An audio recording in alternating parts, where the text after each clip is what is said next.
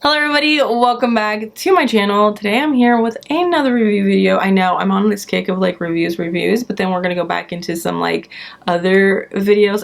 I think that's just gonna be the way that my channel goes, because it seems like a lot of polishes come out at the very end of the month or the very beginning of the month, and I'm not actually quite sure why. I wonder why. There's got to be some reason behind it. But anyways, today I have the May polish pickup offering from Noodles nail polish. So polish pickup opens on the first Friday of the month and closes on the first Monday of the month, and I will leave more information in the description box so I don't get too redundant here. But this polish was sent to me to swatch and share with you guys, so let's talk about it some more. So this is called Trevi Wishes, and it is priced at $11.50, and there is no cap, and it was inspired by the Trevi fountain and the coins that are tossed in when you make a wish. So this is described as a taupe crelly base that leans gray with matte and metallic aqua, metallic silver, and metallic copper glitters. It does dry with some texture, so you want to make sure that you got a thick glossy top coat, or maybe you want to go in with 2 coats of a top coat